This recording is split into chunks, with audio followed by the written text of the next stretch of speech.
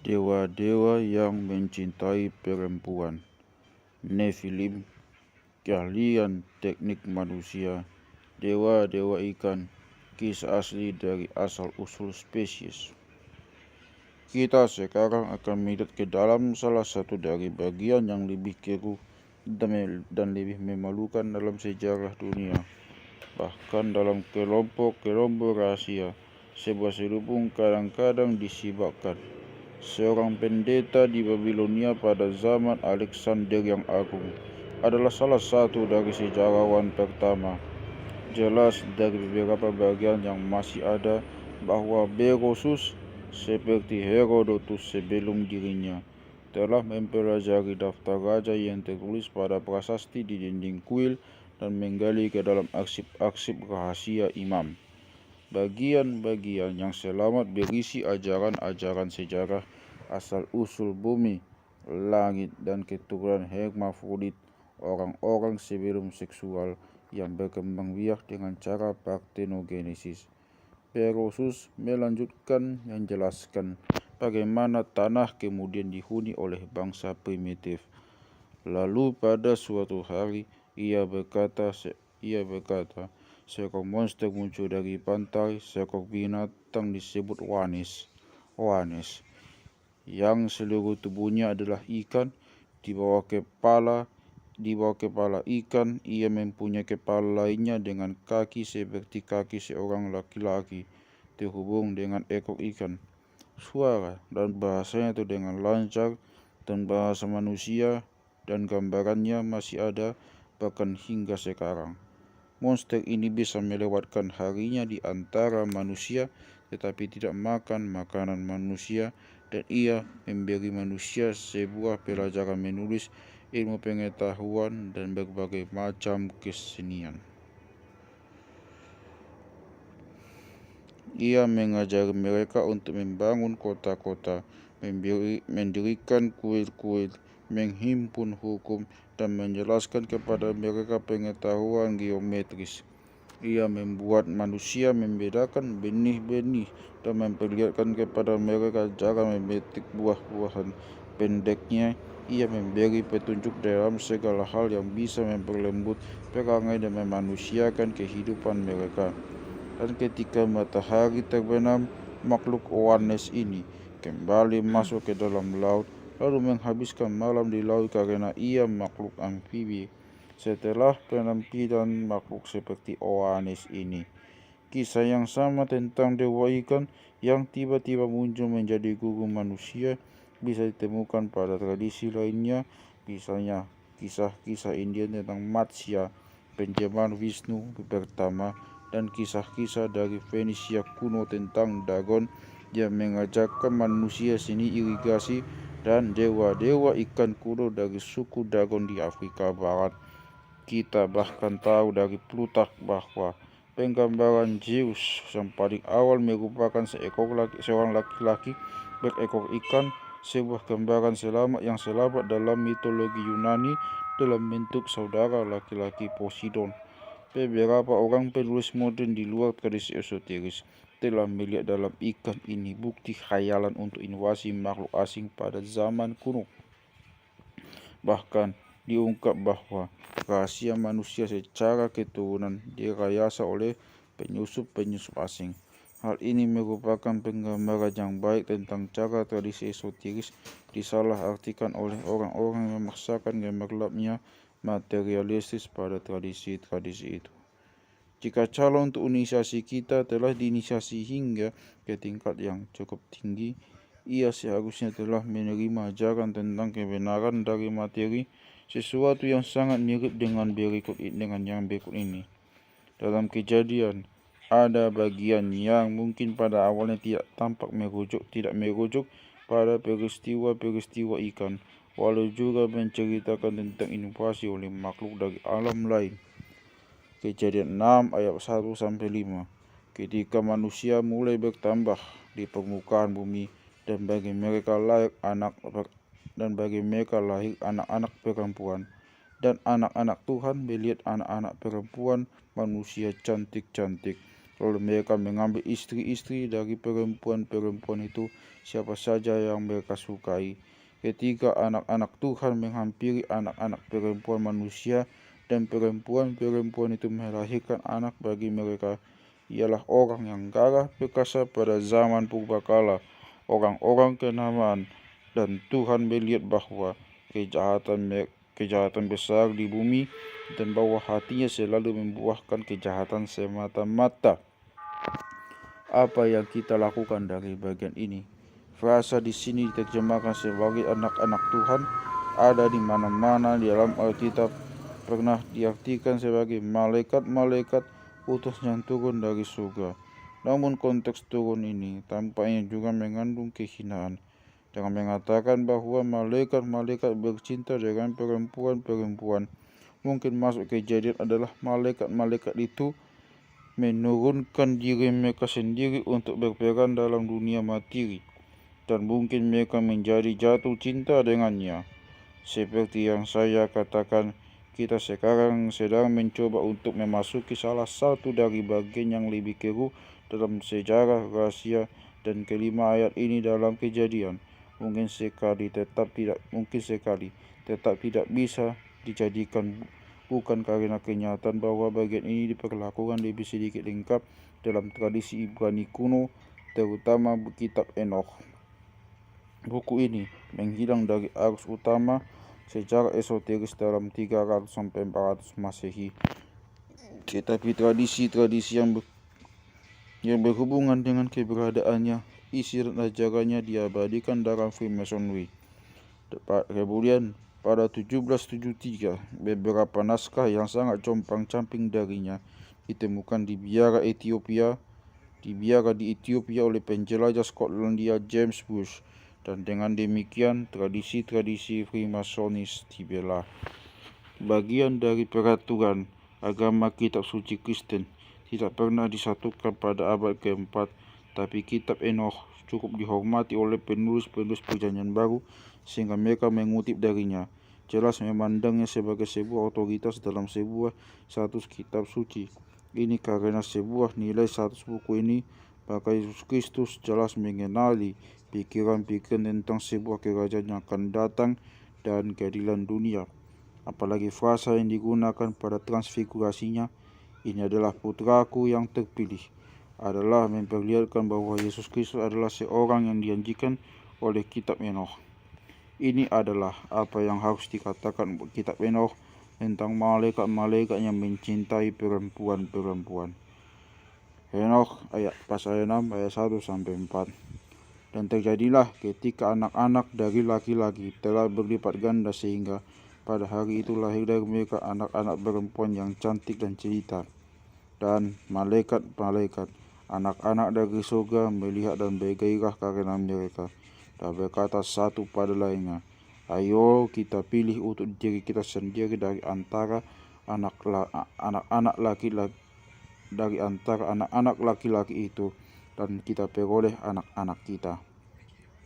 Dan semuanya bersama-sama memilih istri mereka sendiri, dan masing-masing memilih untuk diri mereka sendiri, dan mereka mulai masuk dan menajiskan diri dengan mereka, dan mengajari mereka dan tenung, dan mereka hamil. Setelah itu, Henokh diajak berkeliling surga, tempat malaikat-malaikat pemberontak atau pengamat-pengamat meminta Henokh untuk menjembatani mereka dengan Tuhan atas nama mereka. Namun, ketika Henokh mencoba melakukannya, Tuhan hanya menolak mereka dengan mengirim Henokh kembali. Dan pergilah kepada sang pengamat, ia telah mengirimmu untuk menjembatani untuk mereka. Kau harus menjembatani untuk manusia dan bukan manusia untukmu. Kisah tentang malaikat-malaikat membangkang kemudian diceritakan kembali seperti adanya, dengan kata-kata Tuhan sendiri dan dengan tambahan rincian. Henokh 6:15-16. Dimanapun kau telah meninggalkan surga yang tinggi, suci dan abadi, lalu bercinta dengan perempuan dan menajiskan diri kalian sendiri bersama anak-anak perempuan manusia, dan mengambil istri untuk dirimu sendiri, dan melakukan seperti anak-anak di bumi, dan mengambil raksasa sebagai anak-anak, dengan darah dan daging dari perempuan, dan telah memberanak anak-anak dengan darah dan daging, dan dari darah mereka juga telah mati dan binasa. Dan sekarang untuk para penjaga yang telah mengirimku sebagai jembatan untuk mereka yang pernah di surga. Kemudian yang pernah di surga, katakan kepada mereka, kalian sudah pernah di surga, tetapi semua misteri belum diungkap untuk kalian. Dan kau tahu orang hina, dan ini di dalam kekerasan hatimu, kau dikenal perempuan-perempuan, dan melalui misteri perempuan dan laki-laki, bekerja lebih banyak kejahatan di bumi. Karena itu katakan kepada mereka, kau tidak akan damai. Surat dari Yudas 6:6 menjelaskan para malaikat penjaga tidak taat pada batas-batas kekuasaan mereka, tetapi mereka meninggalkan tempat kediaman mereka. Seorang penulis Kristen abad ketiga, Komodianus, menulis, perempuan-perempuan yang menggoda malaikat-malaikat adalah perempuan sangat cabul sehingga perayu mereka sekarang tidak bisa kembali ke surga. Akan tetapi, di luar yang sedikit itu, petunjuk terpisah-pisah yang aneh meletakkan sekumpulan sirap yang akrab dengan kita semua. Ketika surat dari Yudas menjelaskan para penjaga sebagai tidak tetap berada pada masa yang telah ditunjuk, tampaknya merujuk bahwa mereka adalah semacam penjaga waktu. Namun akhirnya memberitahu kunci untuk mengunci jati diri tersembunyi dari malaikat-malaikat yang jatuh terletak pada jumlah mereka, seperti yang diberikan dalam salah satu dari versi kitab Enoch, yaitu 7. Dalam semua tradisi 7 adalah jumlah dewa-dewa besar di atas surya. Lagi, kita melihat bahwa kisah Alkitabiah telah disembunyikan di dalam kisah dewa-dewa astronomi seperti dari Yunani dan Romawi. Malaikat-malaikat yang secara seksual tergoda perempuan manusia tidak lain adalah dewa-dewa Olympus. Kita telah melihat bahwa Alkitab berbicara tentang penciptaan yang disembunyikan, yang peran utama ini dimainkan oleh Saturnus, bumi, matahari, Venus, dan bulan. Kita telah mengikuti kisah dari materi murni hingga ke nabati, ke pengadukan pertama dari kehidupan hewani. Zaman selanjutnya akan ditandai dengan kehadiran dewa-dewa dari tata surya. Jupiter atau Zeus, seperti dikenal oleh orang-orang Yunani, menjadi raja dari seluruh dewa. Dewa-dewa Mars dan Merkurius akan terbang menampakkan diri selama zaman ini juga. Bayi Jupiter harus disembunyikan dari ayahnya Saturnus. Ibu bumi menyembunyikan Jupiter di Pulau Kreta dalam sebuah gua jauh di bawah tanah, terpisah dari dewa-dewa lainnya. Jupiter hidup dari minum susu kambing peri dan makan madu lebah suci. Ibu bumi menyembunyikan Jupiter dalam gua ini karena ia takut Saturnus dan Titan, anak-anak laki-lakinya yang lebih tua dan anak-anak perempuannya dari Saturnus akan datang untuk menghancurkannya. Ia tahu bahwa kelahiran Jupiter memperlihatkan bahwa pemerintahan Saturnus telah menjelang akhir, tetapi masa pergantian dari satu masa ke masa lainnya selalu menyakitkan. Ordo yang lebih tua selalu mencoba untuk tinggal melebihi masa yang diberikan kepada mereka. Para Titan adalah pasukan Saturnus. Mereka adalah pemakan kesadaran. Mereka ingin menelan kehidupan baru dan menciptakan apa yang disebut Milton, yang tahu segalanya tentang segala rahasia, sebagai sebuah alam semesta kematian. Para Titan selalu menjadi musuh bagi Jupiter. Mereka gagal membunuhnya ketika masih bayi, tetapi mereka tidak berhenti memeranginya, baik sesekali maupun dalam perang besar. Hingga akhirnya dan secara meyakinkan, Jupiter mengalahkan dan memenjarakan mereka di bawah tanah. Di sana, pasukan besar materialisme ini menjadi bagian dari susunan bumi. Dan jika gunung Merapi bergemuruh dan mengancam untuk meletus, Orang-orang kuno mendengar ketidakpuasan mereka dengan dipenjaranya Titan. Jupiter menjadi seorang penguasa gunung Olympus yang diakui, raja dari dewa-dewa dan dewi, raja dari dewa-dewa dan dewa dari zaman baru. Ia mengguncangkan ikal rambutnya, maka seluruh bumi bergetar. Ia satu-satunya dewa yang cukup kuat untuk melemparkan petir.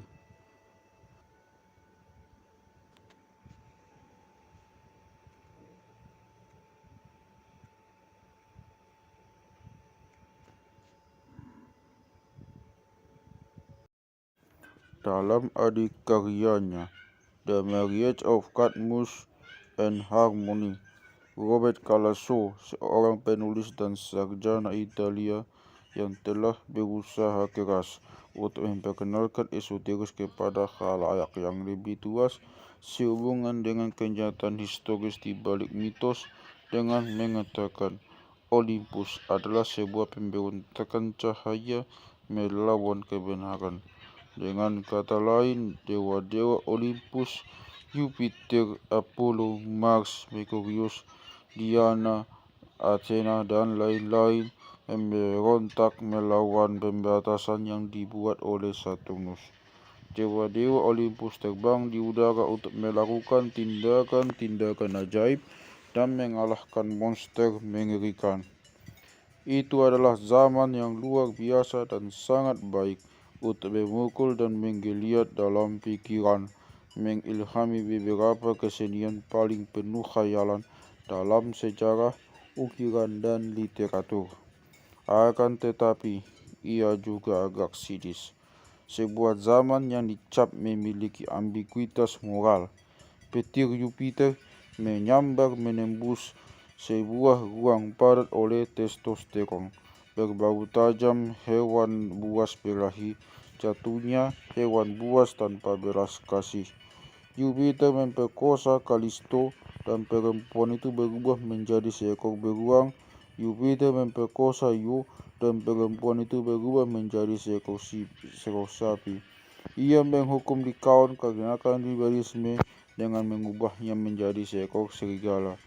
Berahi Apollo pada Hyasin mengakibatkan perempuan muda itu berubah menjadi bunga, dan Daphne yang diperkosanya berubah menjadi semak laurel.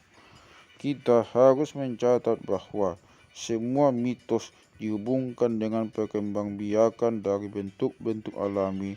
Semakin padatnya setiap sentimeter persegi dari planet kita, dengan berbagai macam tumbuhan yang tak terhitung dan hewan, keragaman kehidupan yang membuat kemegahan alam itu sendiri. Zeus bukan moral dalam artian yang akan dikenali Musa, tetapi ia dan rekan-rekan Olympusnya mengendalikan nafsu kesuburan, miliaran kreativitas dari dunia biologis. Akan tetapi, bagaimana dengan sejarah dewa-dewa ikan itu? Bagaimana bisa cocok?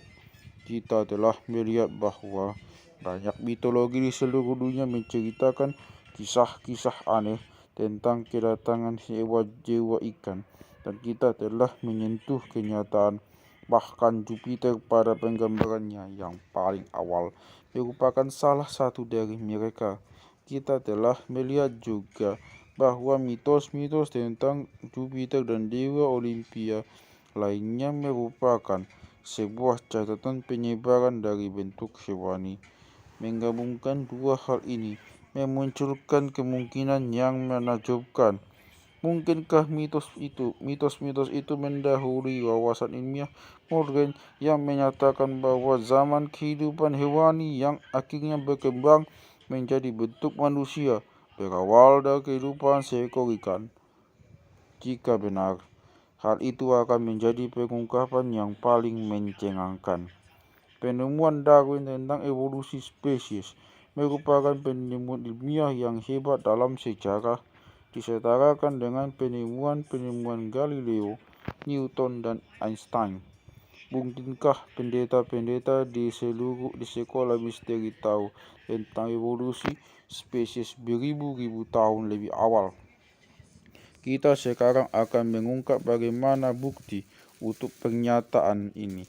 yang mungkin setidaknya pada awalnya terdengar mungkin tertulis di seluruh langit dalam cahaya menyilaukan sehingga kita semua bisa melihatnya. Kita akan mengungkap sandi kosmos. Kita melihat bagaimana bagian-bagian terawal dalam sejarah akan dimengerti dalam artian pencipta yang teratur dari tata surya berturut-turut Saturnus, matahari, Venus, bulan, dan Jupiter bergabung dalam karya anyaman keadaan dasar bersama-sama yang membuat evolusi kehidupan di bumi mungkin terjadi. Mengikuti urut-urutan ini telah membawa kita pada awal kehidupan hewani dan kesadaran awal dari perkembangbiakan bentuk hewani. Untuk memahami sejarah perkembangan dari bentuk hewan ini, kita harus kembali lagi ke astronomi dan mengikuti urutan yang dipercaya orang-orang kuno bahwa planet-planet diciptakan. Kita sekarang kembali ke sebuah urutan yang saling berkaitan erat, konstelasi rasi bintang. Bagi orang-orang kuno, kekuatan alam sedang tidur selama musim dingin dan kemudian terbangun kembali, mengerahkan pengaruh mereka sekali lagi pada musim semi. Oleh karena itu, konstelasi saat matahari terbit pada musim semi sangat penting bagi mereka. Matahari menghidupkan konstelasi itu, memberinya tenaga, dan meningkatkan kekuatannya untuk membentuk dunia dan sejarahnya. Karena gabungan kecil bumi ketika berputar pada porosnya, matahari bagi kita tampak perlahan-lahan terjengkang ke belakang di hadapan bintang-bintang. Lebih dari satu periode, kira-kira 2160 tahun, matahari terbit pada konstelasi yang sama. Kemudian ia bergerak pada yang lainnya. Kita sekarang berada dalam zaman Pisces dan dengan patuh menunggu terbenamnya zaman Aquarius. Ketika konstelasi mengikuti konstelasi dan zaman mengikuti zaman, regam simfoni musik dunia memberi tanda sebuah pergerakan baru. Perputaran dari kekuatan gerakan dari dorongan-dorongan naluriah yang menyapu seluruh kosmos bergerak ke sebuah bidang baru. Kita memikirkan 12 konstelasi dari zodiak yang mengikuti dalam sebuah urutan sesuai dengan bulan-bulan dalam setahun. Aries diikuti Taurus, kemudian Gemini. Dalam perputaran yang lebih besar yang diukur oleh pemunculan konstelasi-konstelasi ini, pada ekinoks musim semi, konstelasi itu bergerak ke belakang. Gemini diikuti oleh Taurus, kemudian Aries, dan seterusnya. Fenomena ini dikenal sebagai presisi. Ada pertentangan di antara para akademisi tentang kapan orang-orang kuno mulai menyadari hal itu.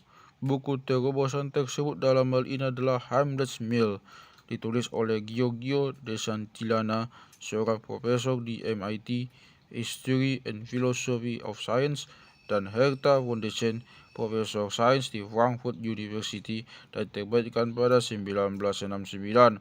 Sangat terpelajar. Buku itu memulai sebuah proses pengungkapan kembali sebuah dimensi astronomis dari mitos-mitos yang telah dilupakan di luar perkumpulan rahasia. Tesis mereka merupakan kumpulan kisah-kisah yang dengan inti sebuah mitologi, benar-benar semua literatur dari Oedipus Rex hingga Hamlet. Kisah tentang seorang anak laki-laki terbuang yang kemudian mengalahkan pamannya untuk merebut kembali tahtanya merupakan gambaran dari sebuah kejadian astronomis, satu epos presisi yang dilanjutkan dengan yang lainnya.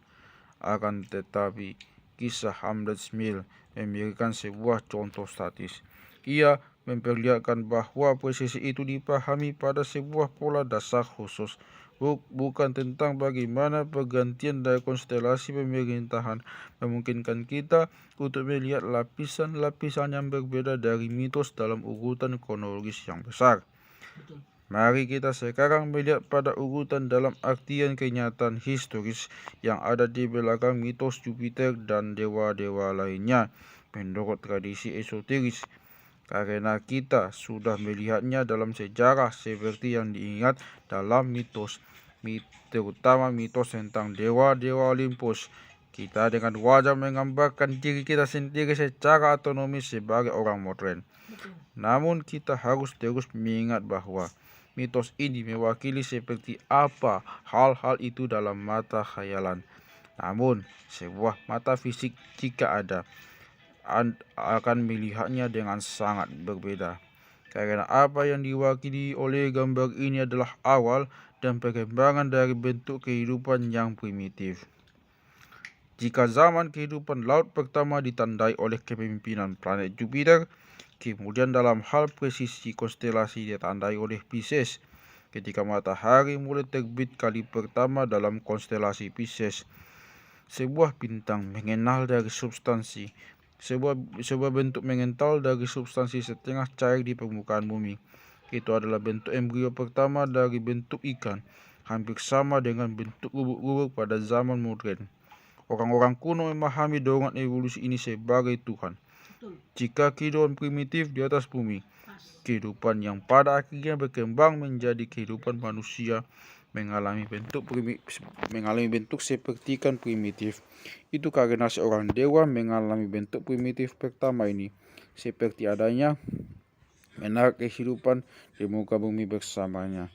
Di Mesir, tempat kejadian ini, kelahiran kehidupan hewani dikenal sebagai kelahiran Horus, dan gambaran pertama dari Horus seperti gambaran pertama Jupiter, setengah manusia dan setengah ikan.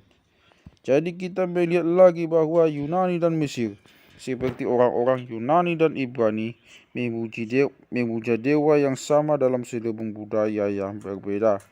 Zaman presisi yang berikutnya adalah zaman Aquarius pertama.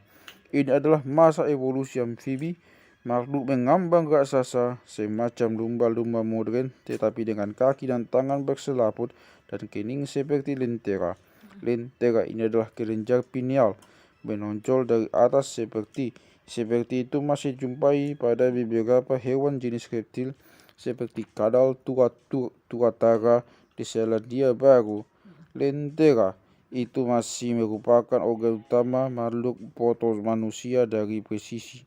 Peka terhadap hangat dan dingin pada makhluk hidup lainnya, baik yang ada di dekatnya maupun yang jauh.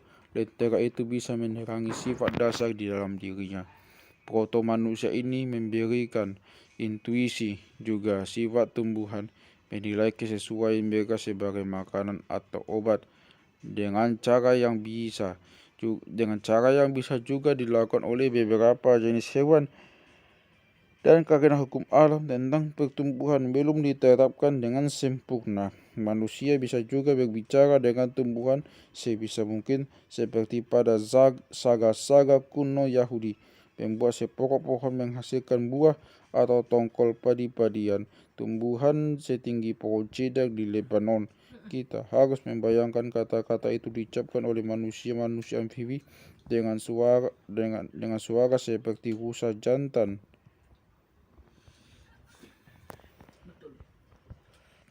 Manusia berkening lentera kemudian divisualisasikan dengan lebih baik seperti unicorn. Dewa bumi masih memberitahu apa yang mereka lakukan sebagai peramalan sehingga hukum alam dan hukum moral menjadi hal yang sama. Keberadaan historis ini digambarkan dengan indah pada penemuan terkenal dalam Musée de Cluny di Paris. Dengan seekor unicorn meletakkan kepalanya dari pangkuan seorang perawan. Kolektif ingatan kita tentang unicorn adalah tentu saja sebagai seekor makhluk buruan.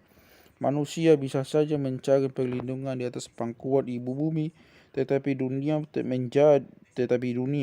telah menjadi tempat berbahaya. Kita melihat keinginan asli manusia itu secara bebas telah ada, dan keinginan untuk terus ada secara bebas tidak terpadu ke dalam bentuk proto manusia. Keinginan yang liar itu digambarkan sebagai naga-naga dalam mitologi. Mereka meneror makhluk ciptaan lainnya. Ketika permukaan rawa bumi mengeras menjadi seperti tanah kering, tahapan berikutnya dari perkembangan bentuk manusia dimulai. Ini adalah awal dari zaman Capricorn, ketika proto-manusia mulai mengembangkan betis dan kaki tangan untuk merangkak di atas tanah, mengejar gairah hewani berkembang mereka.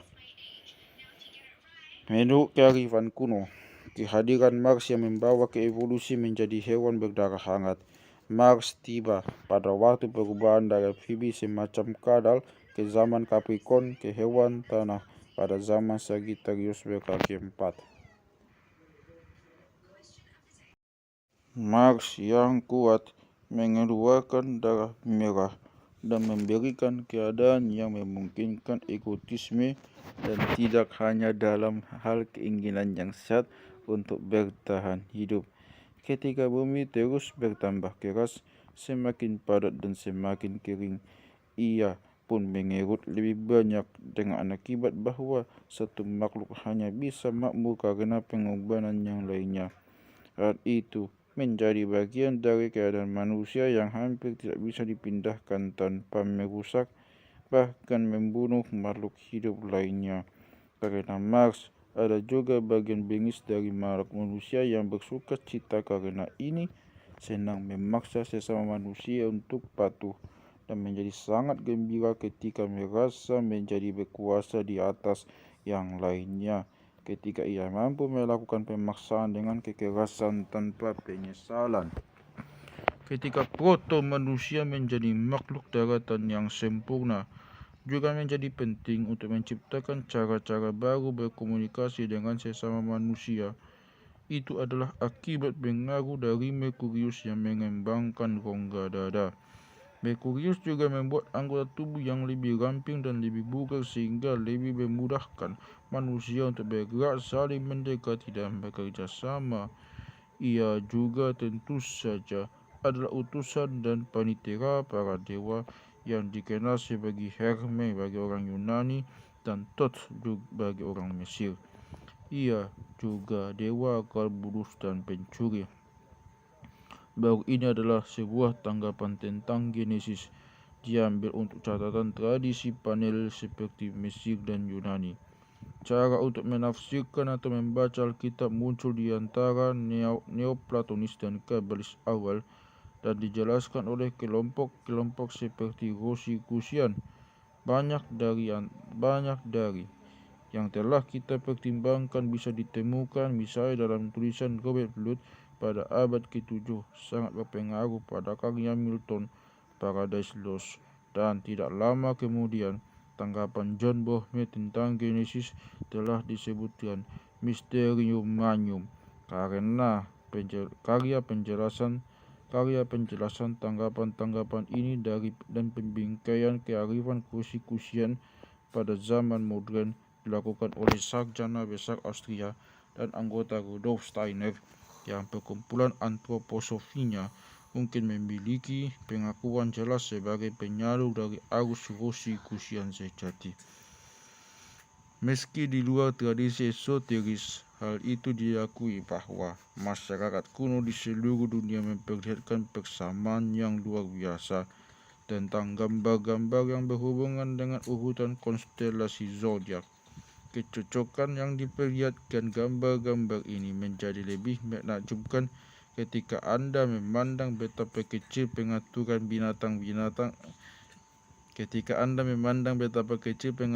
bintang-bintang seperti yang terlihat dari permukaan bumi. Kenyataannya adalah bahwa orang-orang kuno melihat urutan perbintangan dalam sejarah evolusi manusia dan dunia secara kolektif diingat dan dimengerti. Bagi mereka, sejarah dunia tertulis pada bintang-bintang.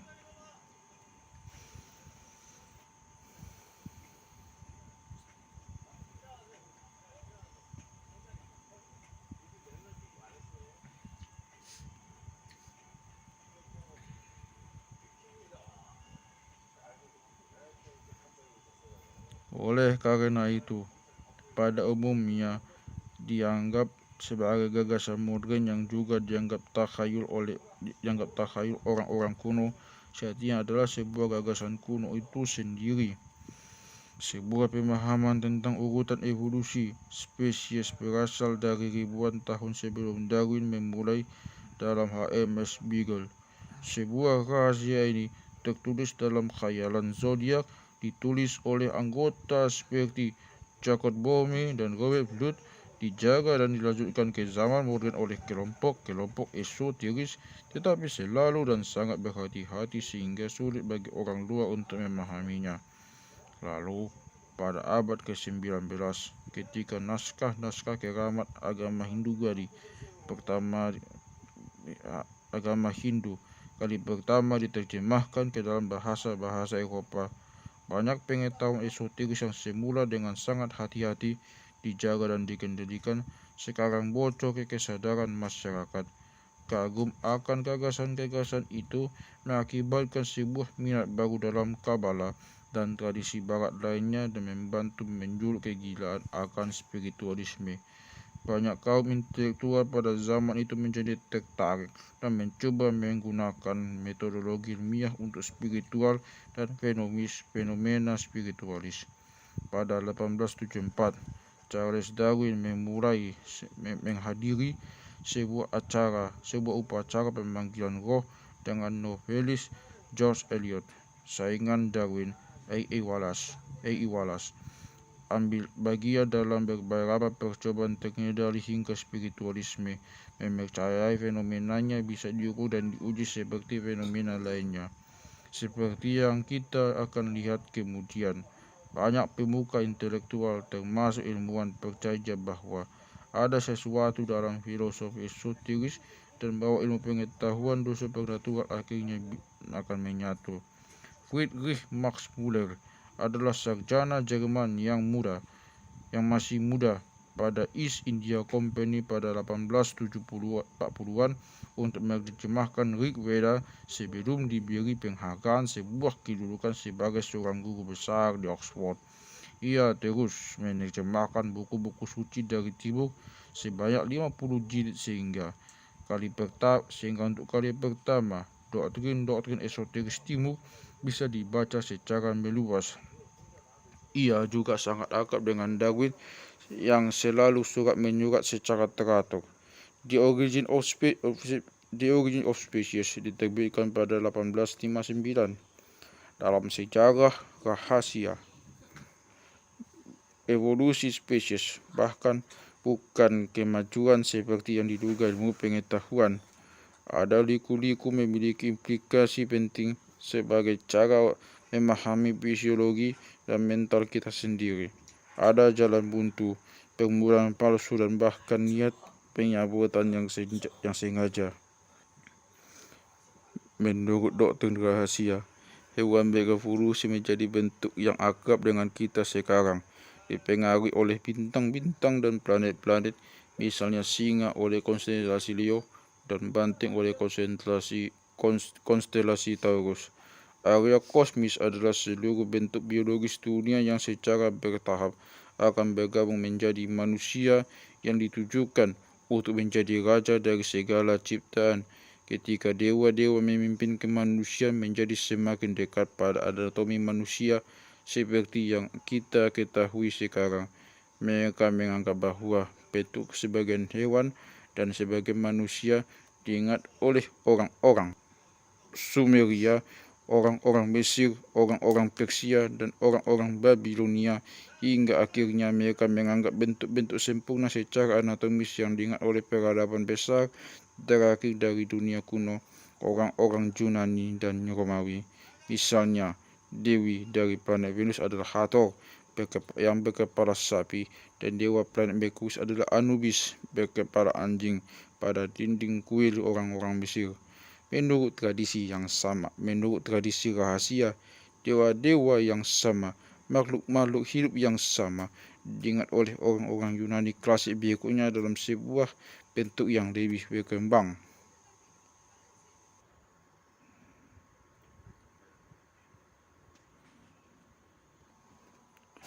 Naskah-naskah kuno menjelaskan zaman ini juga meletakkan penekanan pada raksasa-raksasa. Penulis kitab Enokh ditulis dalam tradisi Ibrani dan Plato ditulis dalam tradisi Yunani. Setuju bahwa pada zaman sebelum air bah ada ras raksasa. Sejatinya tradisi-tradisi dari ras raksasa yang kuno sekali bisa ditemukan di seluruh dunia, dari Danawas dan Daityas dari India hingga Miao Tse dari Cina. Dalam sebuah dialog between Midas and Phrygian and Silenus yang selamat dalam bentuk pecahan dari zaman Alexander yang Agung, Silenus berkata bahwa orang-orang tumbuh berukuran 2 kali lipat dari orang-orang terjangkung pada masanya, dan mereka hidup dengan usia yang 2 kali lipat juga. Dalam tradisi rahasia, patung raksasa Bamyan yang baru-baru ini dihancurkan di Afghanistan bukan patung 3 raksasa Buddha, melainkan patung seukuran sebenarnya dari raksasa dengan tinggi 173, 120 dan 30 kaki. Pakaian yang membuat mereka tampak seperti Buddha terbuat dari semen. Dikatakan telah ditambahi dengan batu setelah itu. Pada abad ke-19 dicatat bahwa orang-orang daerah percaya bahwa mereka adalah patung Miao Tse, raksasa-raksasa dari tradisi Cina. Patung-patung terkenal dari Easter Island juga diduga memiliki ketinggian dari raksasa-raksasa bersejarah. Ular-ular, laba-laba, kumbang, dan makhluk-makhluk parasit dibentuk di bawah pengaruh kebengisan dari sisi gelap bulan. Kemudian ada orang sinting di jalan buntu, laki-laki berkaki 1, manusia kelelawar, manusia serangga, dan manusia berekor Manetho. Sejarawan Mesir dari abad ke-3 Masehi juga mencatat tradisi-tradisi keturunan malaikat-malaikat pengawas. Menulis mereka membawa manusia bersayap ganda, juga yang lainnya dengan 4 sayap dan 2 wajah. Manusia dengan 1 tubuh dan 2 kepala, sementara manusia lainnya mempunyai paha kambing dan tanduk pada kepalanya. Yang lainnya mempunyai kaki belakang kuda dan kaki manusia di depan. Dan ada juga yang lainnya dikatakan laki-laki berkepala banteng dan anjing-anjing berkepala 4 yang ekornya muncul dari punggung seperti ekor ikan, dan monster-monster lainnya makhluk-makhluk seperti naga. Maka ini adalah zaman yang dikenang dalam mitos-mitos besar dan bagaimana dalam literatur khayalan yang besar seperti The Lord of the Rings karya J.R.R. Tolkien dan buku serial Narnia karya C.S. Lewis. Literatur khayalan ini mewakili sebuah aliran ke dalam masa kini, dari sebuah kenangan kolektif dari zaman itu ketika manusia hidup di bumi bersama dengan raksasa-raksasa, naga, putri duyung, manusia setengah kuda, unicorn, manusia bertanduk kambing, manusia bertelinga dan bego kuda, legiun kurcaci, peri, bidadari, peri hutan, dan makhluk hidup spiritual yang lebih rendah yang melayani dewa-dewa, dan manusia hidup berdampingan dengan mereka, berperang bersama mereka, dan kadang-kadang jatuh cinta kepada mereka. Dalam sejarah rahasia, makhluk terakhir untuk berinkarnasi sebelum manusia adalah kera. Mereka muncul karena beberapa roh manusia bergegas berinkarnasi terlalu cepat sebelum anatomi disempurnakan. Oleh karena itu, dalam sejarah manusia tidak dibenarkan mengatakan bahwa manusia adalah keturunan kera, tapi kera mewakili sebuah degenerasi dari manusia. Tentu saja tidak ada makhluk menakjubkan yang meninggalkan jejak dalam catatan fosil. Jadi mengapa laki-laki dan perempuan hebat dalam sejarah, anggota perkumpulan rahasia, percaya kepada mereka? Mengapa orang cerdas manapun harus mulai bermain-main dengan pemikiran itu?